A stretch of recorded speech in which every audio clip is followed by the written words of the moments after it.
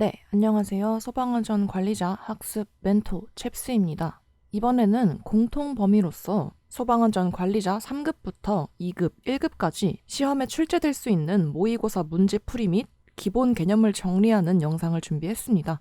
바로 시작하겠습니다. 레벨업 문제집 모의고사 1회차 1번 문제입니다. 소방안전 관리자의 업무에 대한 설명으로 옳지 않은 것을 모두 고르는 문제네요. 먼저 B와 D를 보시면 피난시설, 방화구획 및 방화시설, 그리고 소방시설 및 소방 관련 시설을 유지, 관리하는 업무. 이거는 소방안전 관리자의 업무가 맞죠?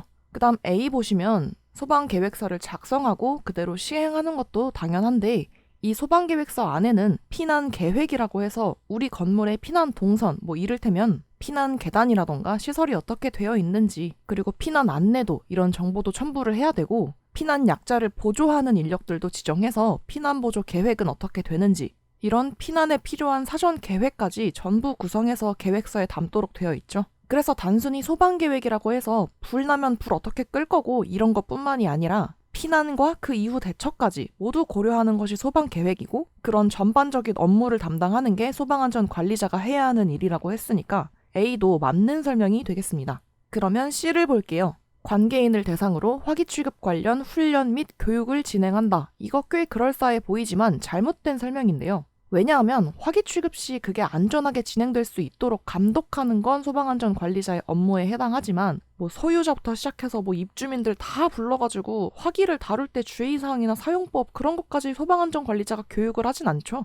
대신에 우리 건물에 어떤 고압가스 설비가 있다거나 근처에 불이 쉽게 붙을 수 있는 어떤 위험물 가스 같은 게 있는 장소가 따로 있어서 그 근처에서 담뱃불이나 라이터 같은 거 닿지 못하게 주의를 주고 출입을 통제하거나 감시하는 그런 일까지는 할 수도 있겠지만 집집마다 다니면서 화기 어떻게 쓰고 계세요 이런 교육을 하는 건 아니니까 관계인을 대상으로 화기 취급에 관한 교육이나 훈련을 하는 건 소방안전관리자의 업무라고 보기 어렵다. 그래서 C는 잘못된 지문이고, 마지막 2.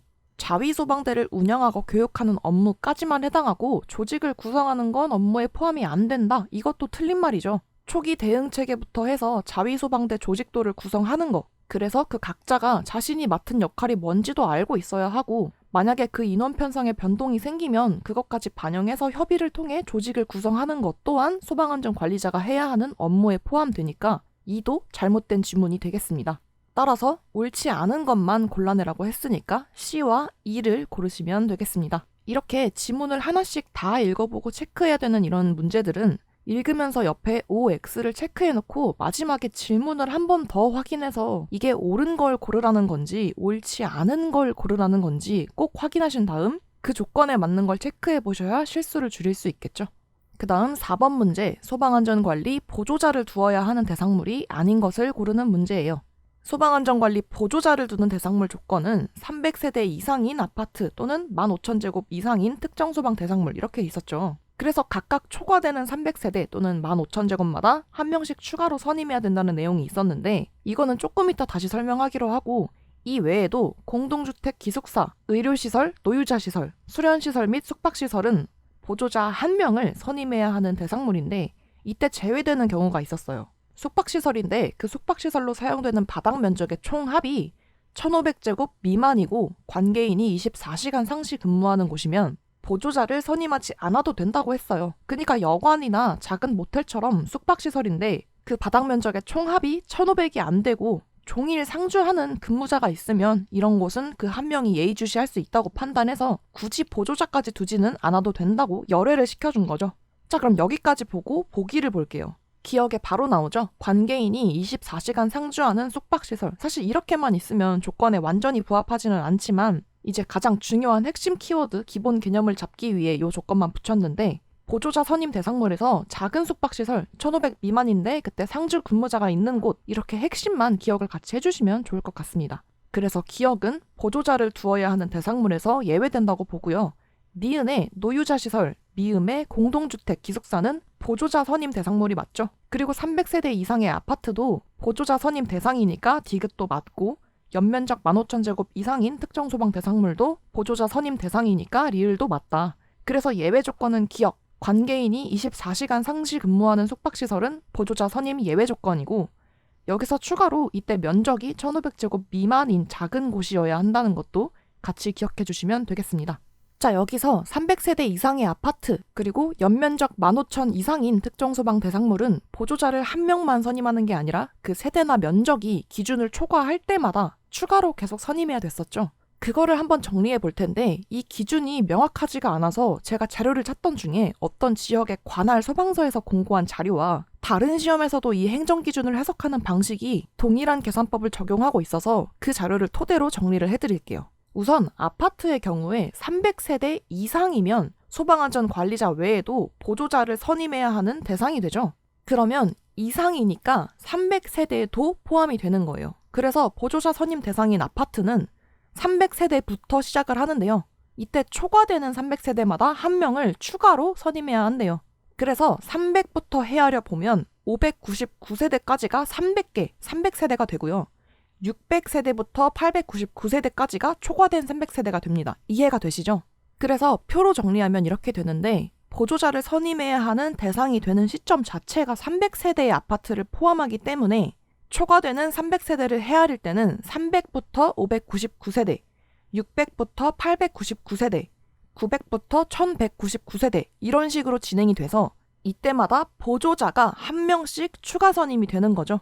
그래서 1230세대면 보조자 몇 명 선임하느냐 이런 문제 계산할 때 아파트의 경우는 나누기 300해서 나오는 값이 4.1인데 이때 뒤에 남는 값은 명수로 칠 수 없으니까 버리고 4명이라고 계산한다 이렇게 풀이를 해드렸었죠.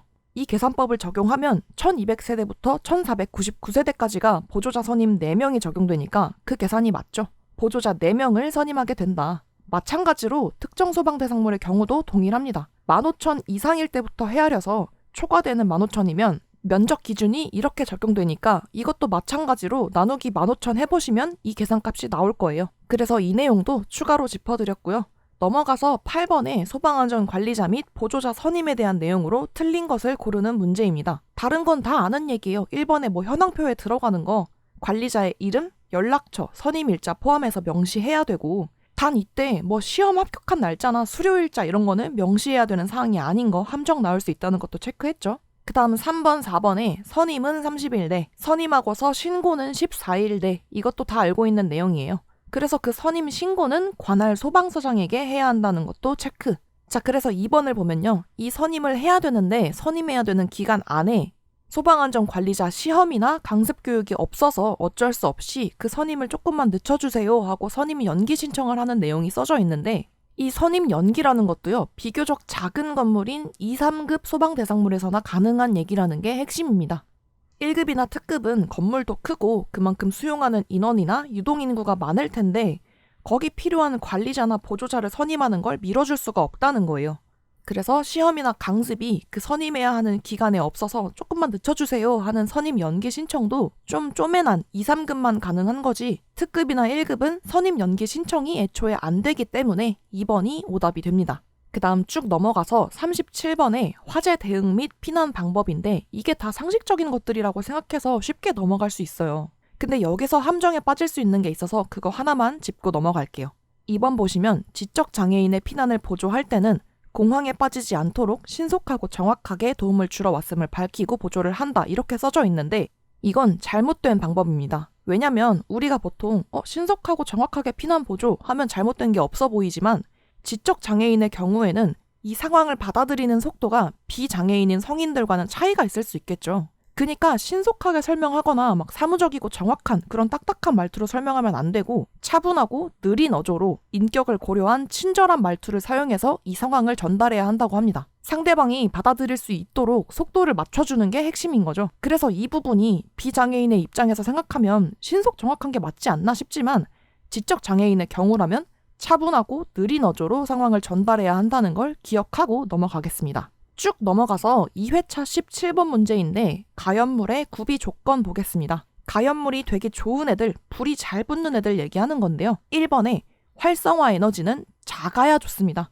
왜냐면 쉽게 생각해서 이 활성화 에너지는 이 물질이 불이 나서 막 활활 타려고 하는 활성화가 되고 싶은데 그렇게 되기 위해서 필요한 힘이 얼만큼이냐 이런 말이에요. 그래서 이 그래프로 보면 얘는 활성화 에너지가 20이에요. 그러면 얘는 20번만 마찰이나 충격을 주면 한마디로 20대만 때리면 그만큼 금방 악에 받쳐서 불이 붙는데 그에 비해 활성화 에너지가 100인 애는요, 얘 화나게 하려면 100대나 때려야 된다는 거죠. 그만큼 얘는 반응이 느리다는 거니까 활성화 에너지가 100인 애보다는 20인 애가 반응이 빠르고 쉽겠죠. 그래서 활성화 에너지는 작아야 하니까 1번은 틀렸고, 2번 비표면적 얘기가 나오는데 이거는 정말 쉽게 말해서 똑같은 질량, 똑같은 무게여도 얘를 덩어리 상태로 뒀을 때랑 아주 잘게 조각내서 흐트려 놓는 것 중에 뭐가 더 쉽게 불이 붙겠냐는 거예요.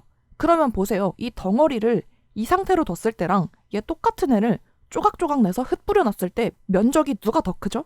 조각낸 애들이 면적이 더 크죠? 그러면 이 연소를 도와주는 산소들도 이 사이사이에 침투하기가 더 쉬워지니까, 한마디로 산소와 접촉하는 면적이 넓어지니까 그만큼 불 붙기 좋아진다는 거예요. 그래서 통나무 상태일 때보다 걔네를 대패밥 형태로 만들면 더 불이 잘 붙는 것처럼 이 비표 면적 쉽게 생각해서 조각조각 내서 흩어놨을 때 그 면적이라고 생각하면 비표 면적이 클수록 불이 더 잘 붙는다는 얘기고, 보통의 경우에는 고체인 덩어리보다 기체 상태일 때 비표 면적이 커서 연소가 쉬워진다. 그래서 이번에 비표 면적이 작은 어쩌고가 가연물이 되기 쉬워진다 이 말 자체가 잘못됐죠. 비표 면적이 커야 연소가 쉬워지니까 가연물 구비 조건에서도 비표 면적이 클수록 유리하다. 그래서 2번도 오답이 되겠습니다.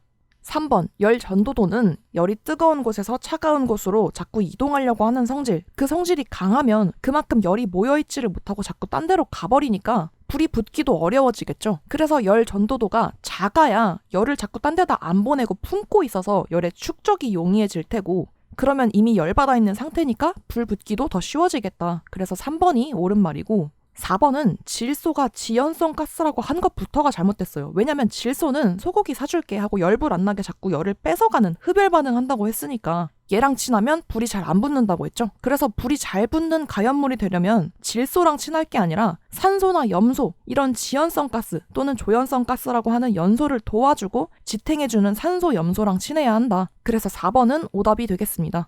마지막으로 점검표 분석하는 문제 하나 볼 건데 1회차 50번 문제예요. 이거 지문이 너무 길어요. 그래서 보는 순간 문제가 뭘 묻는 건지 헤아리는 것부터가 오래 걸릴 수 있는데, 보통 이런 지문이 보이면 안에 표 내용을 보기 전에 문제가 뭔지부터 파악을 하는 게 좋습니다. 문제 보니까 빈칸 가, 나에 들어갈 말로 적절한 것을 차례대로 고르래요. 그러니까 가, 나에 둘 다 옳은 말이 들어가야 한다는 거겠죠.